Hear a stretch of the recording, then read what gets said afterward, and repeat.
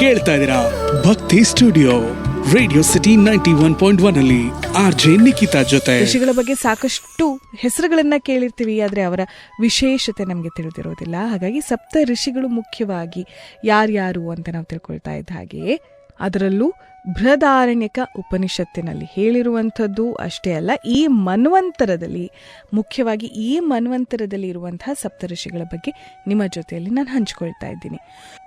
ಒಂದು ಸಲ ಆ ಹೆಸರನ್ನ ನೆನಪು ಮಾಡ್ಕೊಳ್ಳೋದಿದ್ರೆ ವಸಿಷ್ಠ ಮಹರ್ಷಿ, ಅತ್ರಿ ಮಹರ್ಷಿಗಳು, ಕಶ್ಯಪ ಋಷಿ, ಋಷಿ ಭಾರದ್ವಾಜ, ಋಷಿ ವಿಶ್ವಾಮಿತ್ರರು, ಇನ್ನು ಕೊನೆಯದಾಗಿ ಇವತ್ತು ನಾವು ತಿಳ್ಕೊಳ್ತಾ ಇರುವಂಥದ್ದು ಜಮದಗ್ನಿ ಋಷಿ. ಜಮದಗ್ನಿ ಹೆಸರು ಕೇಳಿದ್ದೀರಿ ಅಲ್ವಾ? ರೇಣುಕಾದೇವಿಯ ಪತಿ, ಹಾಗೆ ಪರಶುರಾಮನ ತಂದೆ. ಇನ್ನು ಜಮದಗ್ನಿ ಅಂತ ಹೇಳಿದ್ರೆ ಮಹಾನ್ ಅಗ್ನಿ ಅನ್ನುವಂಥ ಅರ್ಥ. ಶಸ್ತ್ರಾಭ್ಯಾಸ, ಇನ್ನು ಶಾಸ್ತ್ರಗಳಲ್ಲಿ ಪರಿಣತಿಯನ್ನು ಪಡೆದಿರುವಂತಹವರು. ಮತ್ತೆ ಜಮದಗ್ನಿ ಋಷಿ ಶಿವನ ಅವತಾರ ಅಂತ ಕೂಡ ಹೇಳ್ತಾರೆ. ಇನ್ನು ಜಮದಗ್ನಿಯಿಂದಲೇ ಈ ಮನುಕುಲಕ್ಕೆ ಎರಡು ವಿಶೇಷವಾದಂತಹ ಉಡುಗೊರೆ ಸಿಕ್ಕಿದೆ. ತುಂಬಾ ಹಿಂದೆ ಇದ್ರ ಬಗ್ಗೆ ನಾವು ಕಥೆಯ ರೂಪದಲ್ಲಿ ತಿಳ್ಕೊಂಡಿರೋದಿದೆ. ಆದ್ರೆ ಇವತ್ತು ನಾನು ಆ ವಿಚಾರವನ್ನ ನಿಮ್ಗೆ ನೆನಪು ಮಾಡ್ತಾ ಇದ್ದೀನಿ. ಜಮದಗ್ನಿ ಒಂದು ಸಲ ಹಾಗೆ ಬಿಲ್ಲು ಬಾಣ ಹಾಗೆ ಒಂದು ಕಡೆ ಗುರಿ ಇಟ್ಟು ಹೊಡಿತಾ ಇರಬೇಕಾದ್ರೆ ಆ ಬಾಣವನ್ನ ಪತ್ನಿ ರೇಣುಕಾದೇವಿಯ ಹತ್ರ ತರೋದಕ್ಕೆ ಹೇಳ್ತಿದ್ನಂತೆ. ಪತ್ನಿ ರೇಣುಕಾ ಅದೊಂದು ಸೇವೆ ಅಂತ ಹೇಳಿ ಹೀಗೆ ಆ ಬಾಣವನ್ನ ತೆಗೆದುಕೊಂಡು ಬರೋದಕ್ಕೆ ಹೋದಾಗ ಬಿಸಿಲಿನ ಬೇಗೆಯಿಂದ ತಲೆ ಸುತ್ತಿ ಬೀಳ್ತಾಳೆ.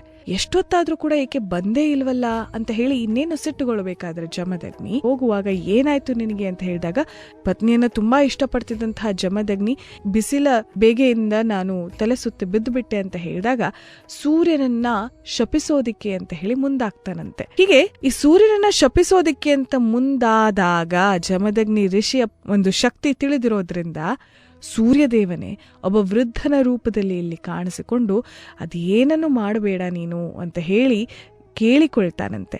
ಮುಂದೆ ಈ ಸೂರ್ಯದೇವ ಈ ಬಿಸಿಲಿನ ಬೆಗೆಯನ್ನ ತಡ್ಕೊಳ್ಳೋದಕ್ಕೋಸ್ಕರ ಇಲ್ಲಿ ರೇಣುಕಾದೇವಿಗೆ ಚಪ್ಪಲಿಯನ್ನ ಮತ್ತೆ ಛತ್ರಿಯನ್ನ ಕೊಡ್ತಾರಂತೆ.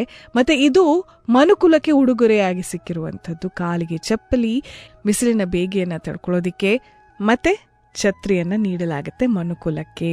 ಇದು ಜಮದಗ್ನಿ ಋಷಿಯಿಂದ ನಾವು ಪಡ್ಕೊಂಡಿರುವಂಥದ್ದು, ಅವರ ಮುಖಾಂತರ ಸೂರ್ಯನ ಉಡುಗೊರೆಯಾಗಿ ಮನುಕುಲಕ್ಕೆ.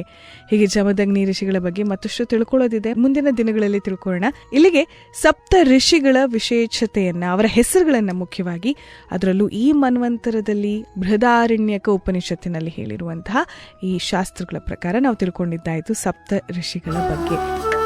ಕೇಳ್ತಾ ಇದ್ದೀರಾ ಭಕ್ತಿ ಸ್ಟುಡಿಯೋ ರೇಡಿಯೋ ಸಿಟಿ 91.1 ಅಲ್ಲಿ ಆರ್ಜೆ ನಿಖಿತಾ ಜೊತೆ.